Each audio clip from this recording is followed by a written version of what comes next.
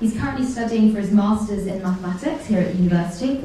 He's very interested in applying this quantitative training to solve real-world problems. And with his previous summer, he worked with the charity Water Aid. Our second speaker will be Gustav Delius, who's currently working on mathematical models on ecological systems. He's also based here at the Department of Mathematics at the University of York. Their talk is called Small Fry or Big Fish, Insights from Mathematical Modelling. So welcome Daniel to the stage.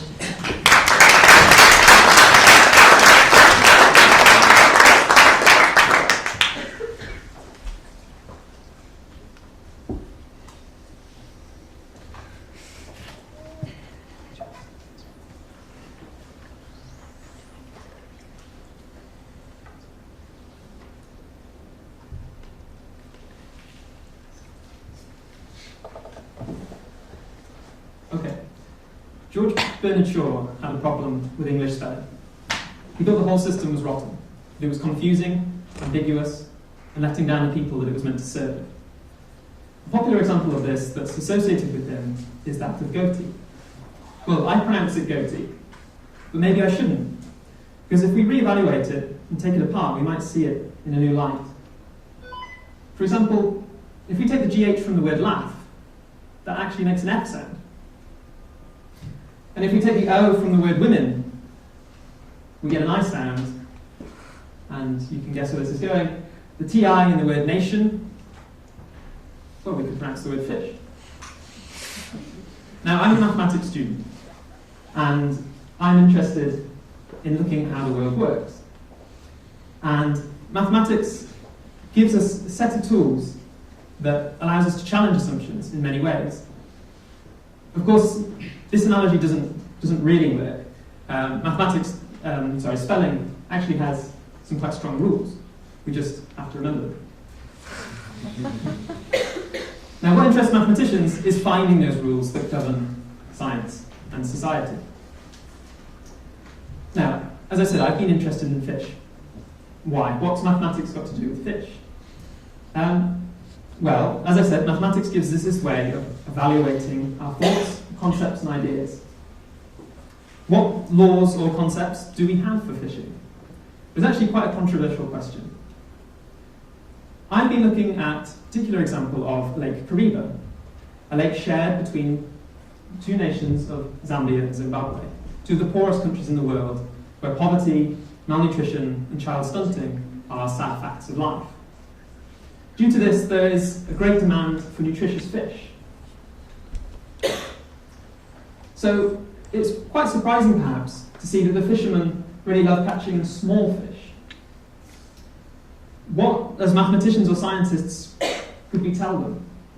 Perhaps we would tell them that they should let all their fish grow. That just like if you were a farmer raising cattle, you'd let each cow grow to a large size before you took it. Similarly, these fish are so small that they may not have even reproduced. Again, surely that's affecting the stock, that if we let each fish reproduce, that would have a big contribution, just like young cows are more fertile than old and tired ones. The question would be, big fish or small fry? There are problems with this analysis. Clearly, cows aren't fish, as much as they might try. But these ideas actually are very influential, and they permeate much of the fisheries science that we see today. They are behind many regulations that we have across the world in terms of how big do you catch your fish. So why is Lake Kariba so interesting? Well, we believe that it's challenging this assumption. It's actually a rare example of a body of water where there are two different regulations on either side. Zambia and Zimbabwe have actually fished their sides very differently. In this way, it can be seen as a grand-scale ecological experiment. And we think those results are very challenging to the prevailing orthodoxy. So, I'll first give you some background on the lake. The lake sits on the mighty river Zambezi. It's around 5,400 square kilometres, so it's pretty huge. It's about 4 times the size of Greater London. And it was formed by the construction of the Kariba Dam in 1959. The dam was financed by the largest ever loan given by the World Bank at that time. And it was primarily built to harness hydroelectricity to power Zambia's growing copper mines and support industry and agriculture in Zimbabwe. It was seen as a vital economic investment in these two countries with tragic histories of war, of colonial rule, and of poverty. So there's the down on the mighty river. Now, why am I saying this is a grand-scale ecological experiment? Well, the results are very different on either side. Remarkably, for the inshore artisanal fisheries, the Zambian side is recording yields 6 times higher than the Zimbabwean side. Some of that can be explained to effort. Parts of the Zimbabwean coast are closed to fishing, perhaps due to fears of overexploitation. But we believe actually the most important thing is the way that the fishermen are fishing. You see, in this part of the world, gill nets are a very popular way of fishing. And gill nets allow the fishermen to specify a mesh size. You can see here. And the point of this is small fish can get through, big fish might bounce off, and roughly speaking, the size of the fish that you desire will get caught and tangled in the nets, ready for capture. Now the big difference between the two sides, not only yield, is actually the mesh sizes. Zimbabwe is recording large mesh sizes compared to Zambia, where the legal limit is lower. And indeed, Zambia is so bad at enforcing this regulation that fishermen keep choosing to make their nets smaller and smaller. But as I've said, the yield is 6 times higher. So these results are going very much against what we would have told them at the start, when we would have told them to let their fish grow and let their fish reproduce. And indeed, small fish in this part of the world are not only really valued for their nutrition, but also for their taste. I mean, to me, that looks pretty delicious. But,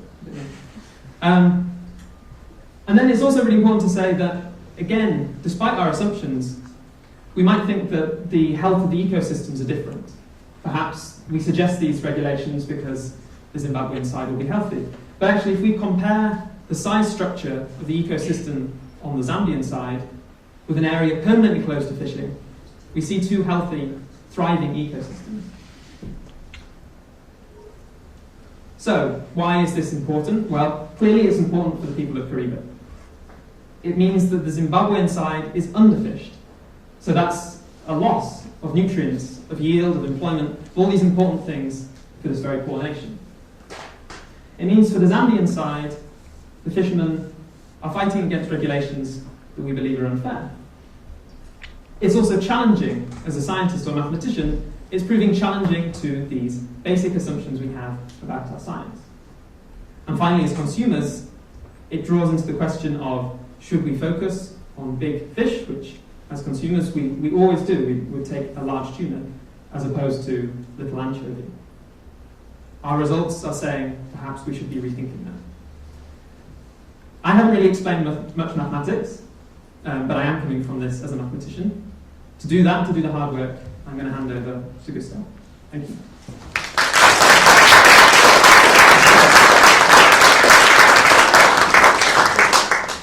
So my task now is to make things mathematical.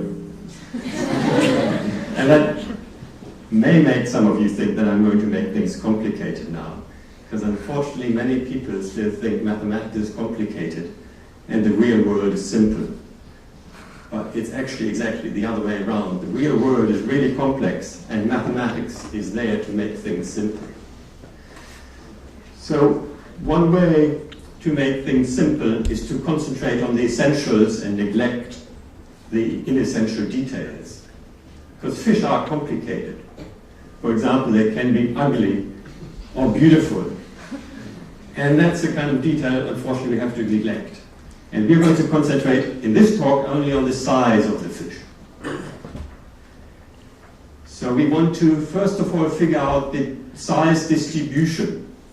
Here, the blue curve shows you such a distribution, which shows you, in this example, there are many small fish, but there are also some very large fish. Now, I'm sure you've never thought about a size distribution before.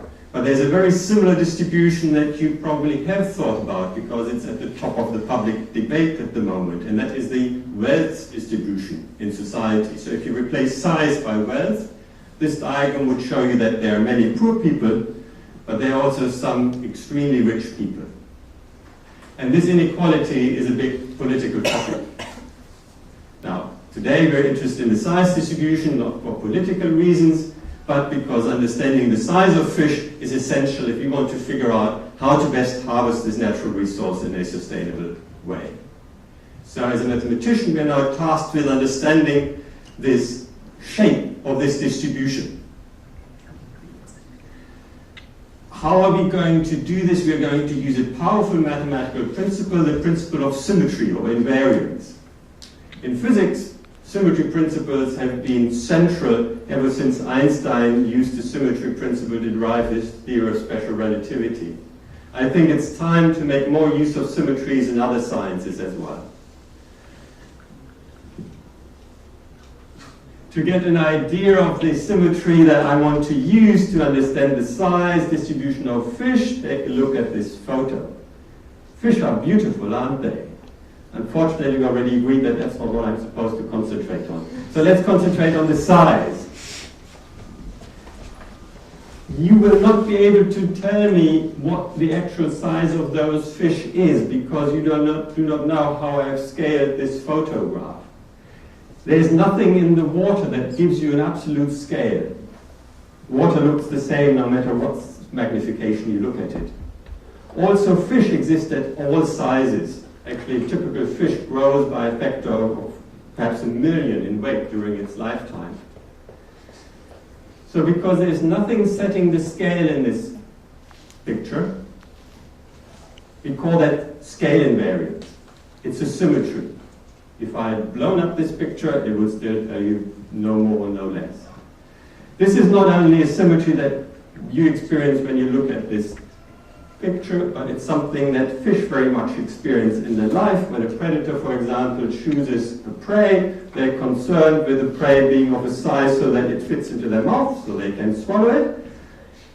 And you see there again, it's the relative size of the prey to the predator that counts, not the absolute size. So it's scale invariance that is central to how this ecosystem works. Now, here you meet a reason why mathematics makes things simple. Scale invariance has been studied in other contexts already, so mathematicians have already figured out a lot of things. In particular, they know that there's only one kind of curve that has the right scale invariance property to be able to describe the size distribution, namely a power law. So just by reusing results from mathematics from completely different applications, without us doing much work at all, we can deduce that the abundance of fish is given as a power of their size. There's still a parameter in a power law. You can have very steep power laws or shallow power laws. I call this parameter A there. As A grows, the distribution becomes steeper. Now it turns out A equal to 2.5 roughly describes the wealth distribution. A equal to 2 roughly describes the size distribution of fish. So fish are actually a bit less unequal than us. But what determines the steepness of this power law? Here we now have to think about the actual processes that take place that redistribute biomass between the different sizes. One very important process for fish is growth through predation. So a large fish swallows a small fish and grows in the process. That is clearly moving weight from the small to the large. Another important process is reproduction, where a large fish spends some of its mass to produce lots of small eggs. So that's moving weight from the small, that's moving weight from the large to the small. And the slope of the distribution must be such that these processes are all in. So similar how the wealth inequality in society is determined by processes that redistribute wealth, like taxation, for example. Same principle acts here. And here again, you notice one of these simplifying features of mathematics. For a mathematician, topics or aspects of reality that look completely different to most people turn out to be just two sides of the same coin. So wealth distribution and fish sizes, well, for a mathematician, they're just both consequences of the principle of scale invariance. Now, we've got now an understanding of this size distribution. Let's get to the question we're really interested in, namely, how should we exploit this resource so that the fishermen will have the maximum amount of nutrition in the long run without destroying the ecosystem? So we can, of course, put our model on a computer and run through many different fishing strategies and find the optimum. But we can actually take a shortcut and just imitate nature. The idea being that the fish have optimized their predation strategies through evolution over millions of years. So we'll be well advised by just making our fishing be proportional to how the fish predate. And that then turns out to also make the fishing be proportional to the productivity of the fish at different sizes. This idea of balancing fishing with the natural productivity of the ecosystem goes by the name of balanced harvesting. And again, it's described by a power law, the one you see there in green, which tells you that you should target the large fish less than the small fish. In red, I've sketched the standard minimum size regulation under which most fisheries in the world operate, where fishermen are not allowed to fish the small fish, are only allowed to fish beyond a certain size.